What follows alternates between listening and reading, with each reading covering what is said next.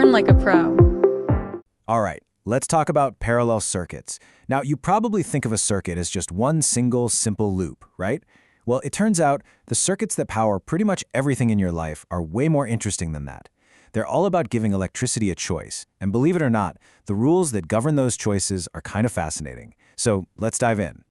Okay, so picture this. You've got this massive flow of electricity, millions of tiny charges, and they come to a fork in the road. What do? I mean, if you're driving a car, you have to pick one way or the other. But electricity, it gets to do something pretty incredible. It can actually take all the paths at once, and that one simple idea is what makes almost all of our modern tech work.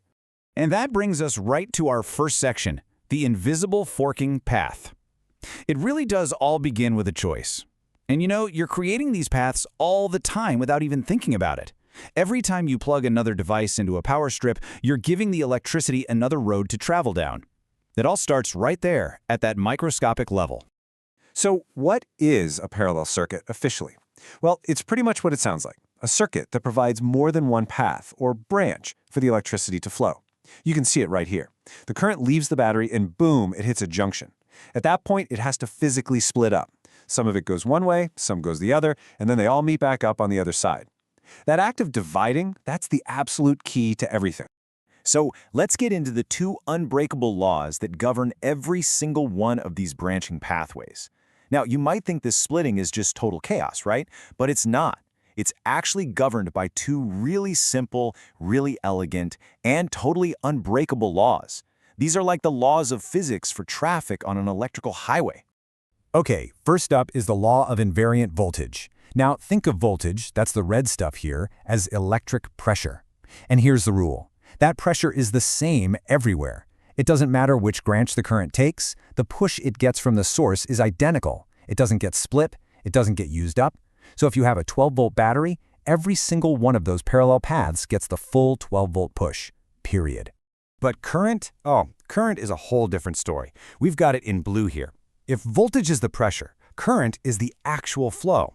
Think of it like water in pipes. And what happens when a big pipe splits into two smaller ones? Well, the water itself has to divide, right? It's the same with electricity. The total current that leaves the source has to equal the sum of the currents in all the branches. It all has to add up. None of it just vanishes. So, okay, the current splits, but how does it decide where to go? It's actually pretty simple. Electricity is kind of lazy. It always favors the path of least resistance. I mean, wouldn't you? If one path is a wide-open highway and the other is a bumpy dirt road, where are you going to go? So more of the current will always flow through the branch with lower resistance. Now, if the paths are identical, like you see up top, then yeah, it'll split perfectly, 50-50. But usually, one path is easier than the other.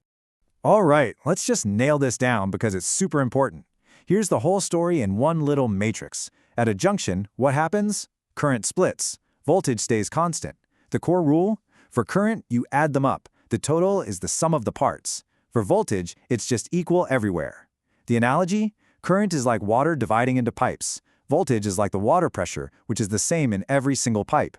Get that, and you've got the heart of parallel circuits. Okay, moving on to the paradox of resistance.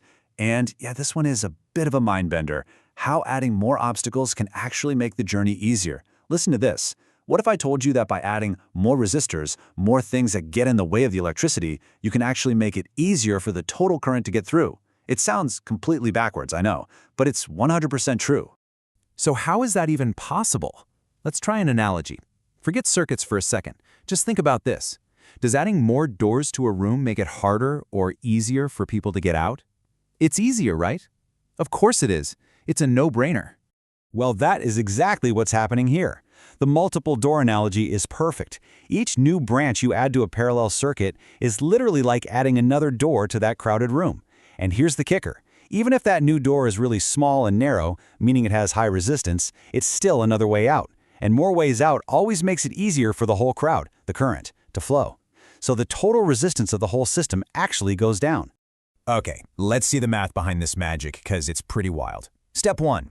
Let's say we start with just one path, one 4-ohm resistor. Simple enough, the total resistance is 4 ohms. Step 2. Now let's add a second path in parallel. And we'll even make this one harder to get through, an 8-ohm resistor. So what's the total?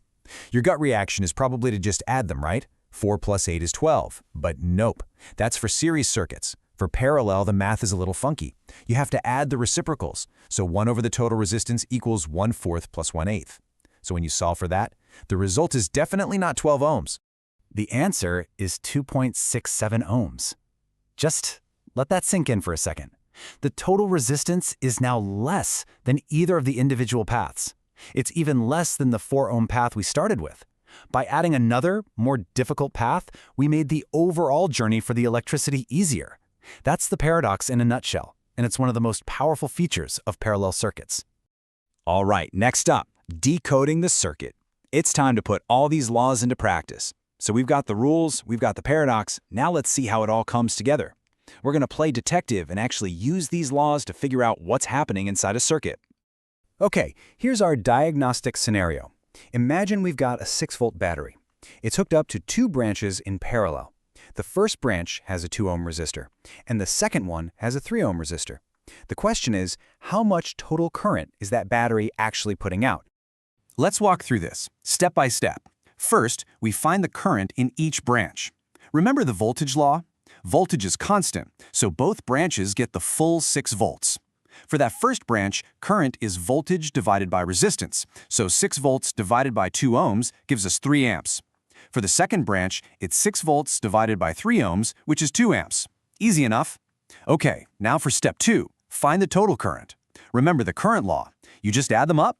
So 3 amps from the first path plus 2 amps from the second path gives us a grand total of 5 amps. And we're done.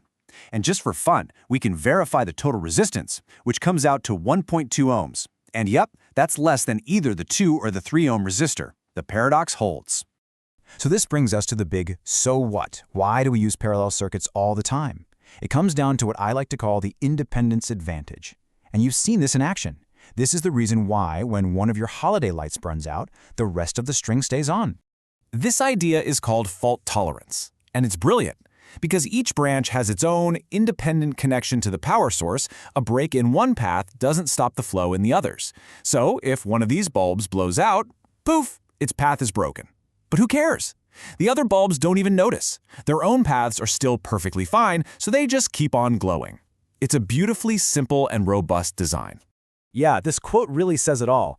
A fault in one parallel path will not affect the circuit in another parallel path. That's it. That's the principle. And that independence is exactly why your house is wired in parallel, why your car is wired in parallel. It builds resilience right into the system. So let's wrap up with this question. We've seen that parallel circuits are incredibly resilient. A fault in one part doesn't take down the whole system. We've also seen they have this weird, paradoxical ability to lower total resistance as you add more paths. So if they're so robust and so efficient in that way, why would we ever even bother using anything else?